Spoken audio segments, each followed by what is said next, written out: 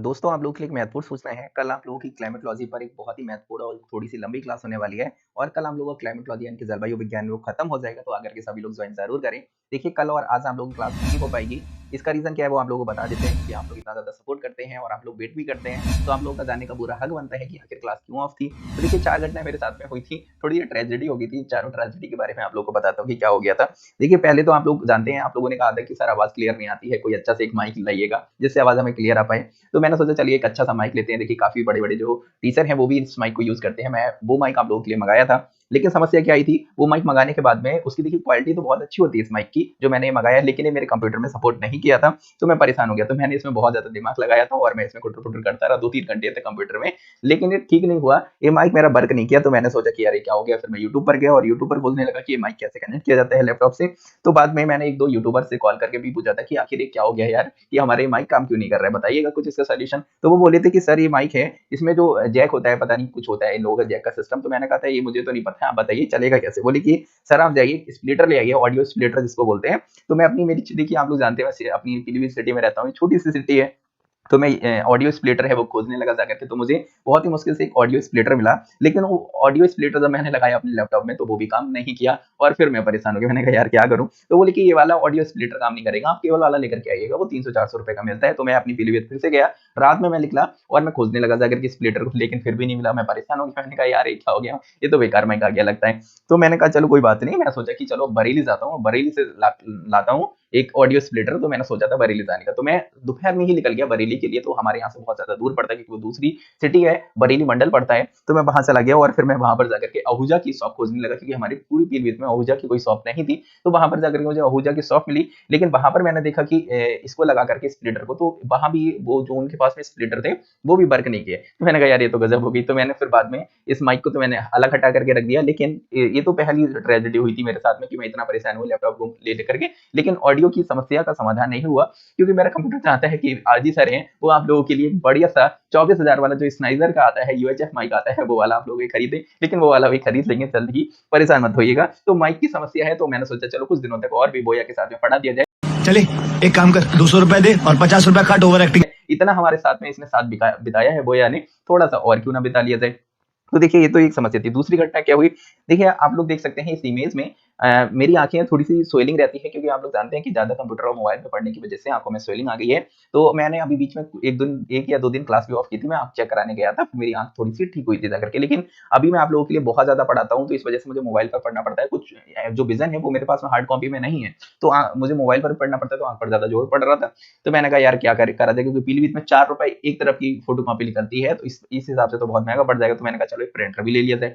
बरेली जा रहे हैं तो प्रिंटर भी खरीद लिया जाए, मैंने दूसरा मूड बनाया। तो दूसरी घटना यहाँ से स्टार्ट होती है, तो मैंने प्रिंटर जाकर के पसंद किया, प्रिंटर तो पसंद आ गया। बात आई जब जो प्रिंटर है उसको पेमेंट करने की। जैसे ही पेमेंट करने की बात आई, मैंने अपना एटीएम कार्ड है, आप लोग देख सकते हैं एटीएम कार्ड है, मैंने एटीएम कार्ड जैसे ही लगाया, एटीएम कार्ड बोला कि नॉट एक्सेप्टेड, क्योंकि ब्लॉक हो चुका है। मैंने कहा भाई ये क्यों ब्लॉक हो गया? मैंने ऐसा क्या कर दिया? मैंने किस पे ट्रांज़ैक्शन कर दिया आतंकवादी को?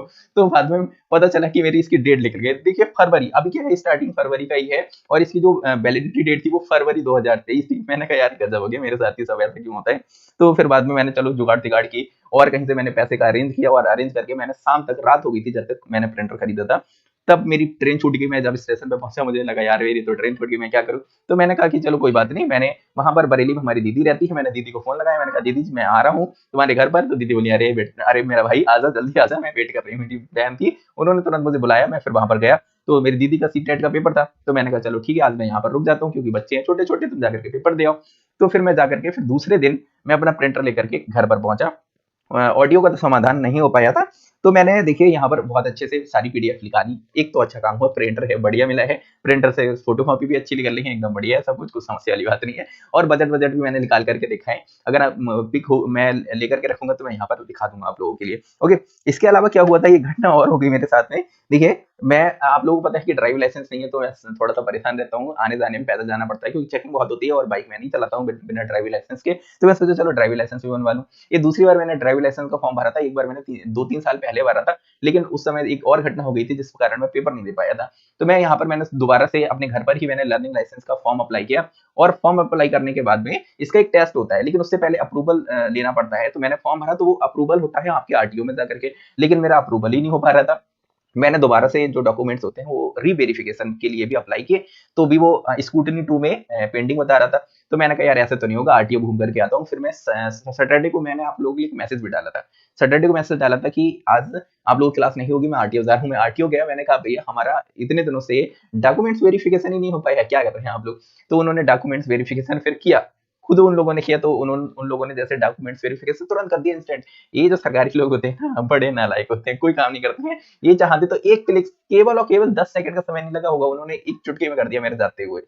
तो मैंने कहा चलो अब तो ड्राइविंग लाइसेंस आ जाएगा, मैं भी एकदम बल्ले-बल्ले करूँगा, मेरे मेरे पास भी ड्राइविंग लाइसेंस होगा आप लोगों की तरह।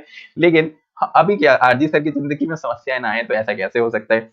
तो देखिए मैं आया घर, बोले कि अब आपका अप्रूवल हो गया, अब आप जा करके लर्निंग लाइसेंस का एक टेस्ट होता है। ऐसे 20 क्वेश्चन पूछे जाते हैं, उनमें से आपको 12 या 15 क्वेश्चन का सही आंसर करना पड़ता है। फिर आपका लर्निंग लाइसेंस का जो टेस्ट होता है क्वालीफाई करने के बाद में 5-10 दिनों में आपका जो लर्निंग लाइसेंस डीएल होता है वो आपके पास में आ जाता है।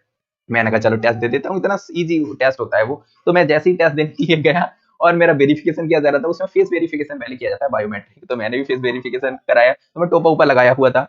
तो जैसे ही मैंने फेस दिखाया वो डिटेक्ट ही नहीं किया, बोले कि नॉट मैच। मैंने कहा लगता है टोपा ऊपर लगा हुआ है, इस वजह से मैंने टोपा निकाला। मैंने जैकेट निकाली, फिर मैंने वेरिफिकेशन किया, फिर भी वेरिफिकेशन नहीं हुआ, बोले कि मैच नहीं कर रहा। मैंने कहा कहीं और दूसरे बंदा तो नहीं आ गया, आरजी सर ही तो हैं यहाँ पर बैठे हुए। तो मैंने फिर से मैंने इधर-उधर हटा करके मोबाइल से वेरिफिकेशन करने की कोशिश की। मैंने कहा हो सकता है कंप्यूटर का कैमरा ठीक से ना ले रहा हो, इसमें पीछे ग्रीन-व्रीन स्क्रीन आ रही है, तो सोच रहा हो कि कहीं पर नकल-वकल कराने का सिस्टम तो नहीं है। तो मैंने दूसरी लोकेशन पर जाकर के फिर से वेरिफिकेशन किया, लेकिन फिर से वेरिफिकेशन नहीं हो पाया था। तो बाद में पता चला कि 3 अटेम्प्ट्स मिलते हैं उसमें, और 3 अटेम्प्ट्स के बाद में वो ब्लॉक हो जाता है। तो मैं फिर से आरटीओ रात में दौड़ते-दौड़ते गया। मैंने कहा 5 बज गया था, तो मैं तुरंत आरटीओ गया, क्योंकि 5:30-6 बजे तक आरटीओ खुला रहता है। फिर मैंने आरटीओ में जाकर पूछा भैया हमारा बायोमेट्रिक वेरिफिकेशन नहीं हो रहा है क्या, कहीं पर डॉक्यूमेंट्स देने पड़ेंगे? बोले डॉक्यूमेंट्स नहीं देने पड़ेंगे, आधार कार्ड है, आपको जाकर के अपडेट कराना पड़ेगा और फिर से एक नया फॉर्म भरना पड़ेगा, तब जाकर के आपका टेस्ट होगा। मैंने कहा कोई दूसरा उपाय? बोले कोई उपाय नहीं, दोबारा से मैंने कहा अरे यार ये तो क्या हो गया, ये तीसरी ट्रेजेडी हो गई कि मुझे आधार कार्ड फिर से अपना अपडेट कराना था, बायोमेट्रिक फिर से कराना था और अपना फेस चेंज कराना था, क्योंकि आप लोग देख सकते हैं आधार कार्ड में मैं बच्चा लगता हूँ 2 साल का। और अब देखो अब क्या रहा, अब मैं बुढ़ऊ लगने लगा हूँ, इसमें आप लोग देख सकते हैं। तो दोनों में बहुत अंतर था, तो मैंने कहा यार ये भी काम करा लेता हूँ। तो मैं प्रिंटर लेकर के जब मैं आ रहा था, तो रास्ते में ही पोस्ट ऑफिस पड़ता है, तो मैंने पोस्ट ऑफिस में सोचा चलो ठीक है यहाँ पर एक काम कराया था। तो मैंने पोस्ट ऑफिस में अपना, देखिए आप लोग देख सकते हैं स्क्रीन पर, अगर पिक मैंने ली होगी तो मैं आपको दिखा दूंगा। देखिए यहाँ पर मैंने मंडे को मैं आकर के जैसे ही मैं ट्रेन से उतरा और आने के बाद में मैंने फिर ये काम कराया था, मतलब अपना बायोमेट्रिक वेरिफिकेशन कराया था, फिंगरप्रिंट, आई रेटिना। मैंने कहा भैया सब चेंज कर दो, लगता है मेरा फेस सब कुछ चेंज हो गया, इसीलिए डिटेक्ट नहीं करता। एक बार और भी डिटेक्ट नहीं कर रहा था। तो ये तो मैंने वेरिफिकेशन कराया, तो मैं आते-आते लेट हो गया था काफ़ी, तो इस वजह से आपकी मंडे को क्लास नहीं हो पाई थी। ओके, फिर मैंने सोचा चलो शेष काम बचा है वो भी करा लेता हूँ। फिर मैं फिर से गया और मैंने जाकर के फिर और भी सारे काम कराए थे। आपको देखने को मिलेगा जैसे कि मेरा एटीएम ब्लॉक था, मैंने कुछ सोचा एटीएम का भी ठीक कराया जाए, और मेरा कार्ड सर्टिफिकेट नहीं है, मैं इस बार आईएएस का पेपर दे रहा हूँ, आप लोगों को बता देता हूँ। तो कास्ट सर्टिफिकेट मेरे पास नहीं था, पुराना था, इसमें नया लग रहा है। तो मैंने सोचा चलो वो भी बनवा लेता हूँ, तो मैंने कार्ड सर्टिफिकेट है वो भी बनवाने गया। और आप लोगों का अगर बना हुआ नहीं है तो नया जाकर के आप लोग भी बनवा ले, वरना फॉर्म भरने जाएंगे तो समस्या आ जाएगी। जो लोग आरक्षण ले रहे हैं, तो अदर बैकवर्ड क्लास होता है, उसमें अगर आप लोग आते हैं, ईडब्ल्यूएस में आते हैं, एससी एसटी में आते हैं, ओके, तो इनमें से अगर आप किसी भी कैटेगरी में आते हैं तो आप लोगों के पास में सर्टिफिकेट होना चाहिए, कास्ट सर्टिफिकेट नया लगता है उसमें। ओके, ठीक है, तो ये चीज आप लोगों के लिए बता दी। तो मैंने सोचा चलो ये भी काम करा लेता हूँ। फिर मैं आया और फिर मैंने प्रिंटर है वो तो लेकर के आया था, लेकिन फिर मैं उसको सेटअप करता रहा और मैं इधर उधर तीन तिगाड़ा टाइप का काम करता रहा। मैंने सोचा कैसे भी माइक माइक काम कर जाए, मैं अपना भी जुगाड़ लगा रहा था। इसीलिए आज काफी लेट हो गया था, तो आप लोगों के लिए क्लास नहीं दे पाया, क्योंकि पीडीएफ बनानी पड़ती है, मैं पीडीएफ नहीं बना पाया। इसी वजह से कल क्लास होगी, बहुत ही बेहतरीन और लंबी क्लास होगी। अब हमारे पास में प्रिंटर है तो हम कितने भी प्रिंट निकाल सकते हैं, जैसे कोई भी आया करेगा हम प्रिंट निकाल के आप लोगों को पढ़ा दिया करेंगे। अब सारी चीजें बहुत अच्छे से आप लोगों की चलने वाली हैं। तो बस कल और आज की आप लोगों की छुट्टी हो गई थी, कोई समस्या वाली बात नहीं। कल आप लोगों की क्लास होगी बहुत ही बेहतरीन, सभी लोग आकर के ज्वाइन करिएगा। और आप लोग इतना सारा प्यार करते हैं, इतना सारा प्यार देते हैं, उसके लिए बहुत बहुत धन्यवाद।